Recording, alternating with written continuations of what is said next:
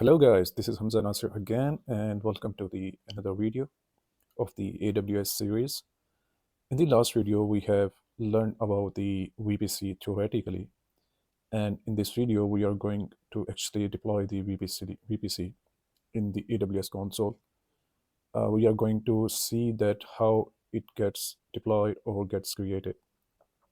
So as you can see, I have opened the AWS console. You can actually create the AWS free tier account, which gives you some credit initially in the start, so you can use the other AWS services in free of cost, and after that it charges you as per the like how they are doing billing for the each service. So let's straight jump into the um, VPC.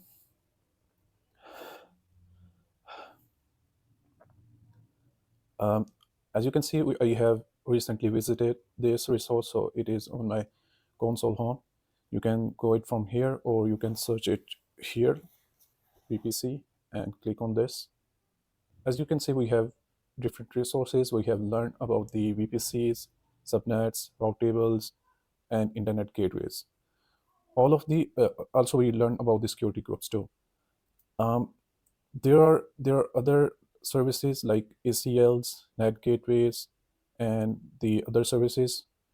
I can make the separate videos for those, so it just not gets complicated, and you guys don't overwhelmed by getting all the knowledge in one video. So in this video, just we are going to select to the VPCs. As you can see, I have already the default VPC in place. This VPC will be by default available in your account when you create your AWS account. You can see the VPC lab that I have created before.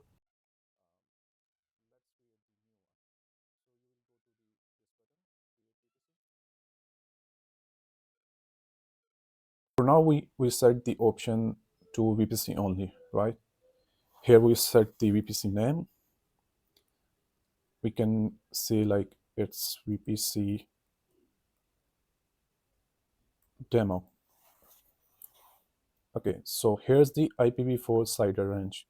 So this is the IP range that your subnets will get the IP from, or the subnets from, like when you are creating these subnets. We will see in the next step. For now, let's keep it. So it's 10.0.1.0/24 CIDR range. Let's skip this one because we don't need the IPv6 CIDR block for now. We can set the additional tags here for the VPC, but for your demo, I can add the another tag here.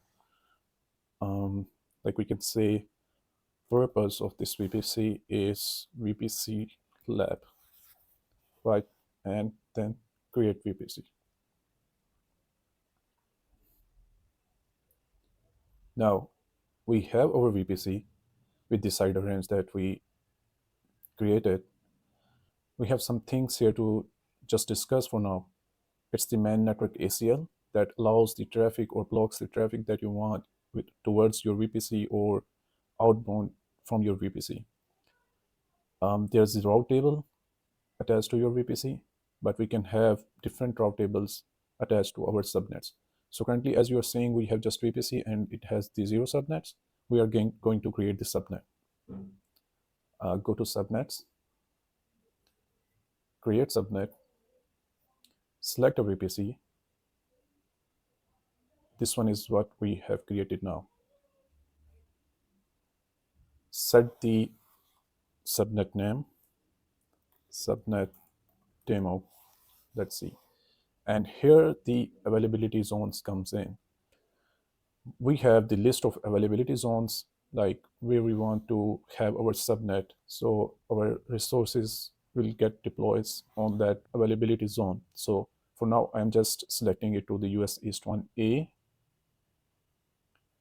I can have like this is my VPC CIDR as we set it, and this is further divided into this CIDR range for this subnet.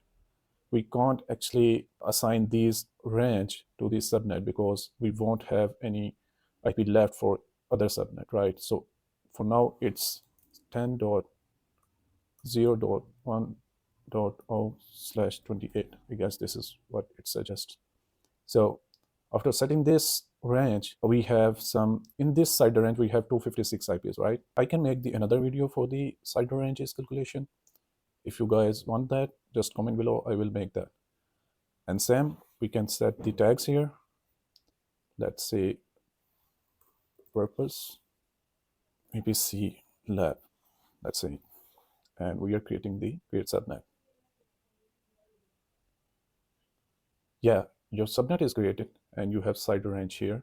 If you click on this, you will get all the information that what is your subnet. We have the availability zone, we have the CIDR range, we have the subnet ID. So we have 11 IPs in this subnet. So this is the subnet. If we go to VPC again, select our VPC, its source map, and now our VPC has one subnet which is attached to this route table, right? So this is it for video. Let me know if you guys like it, and let me know how you guys want me to explain the things. In the next video, I will be explaining the further related components of the VPC, like route tables, ACLs, and internet gateways, how we can actually, how the traffic flows within the VPC. And then we will be having the deploying the EC2 instance in the subnet to actually see the traffic flow and how we can block the traffic. We will see complete demo. So stay tuned for that.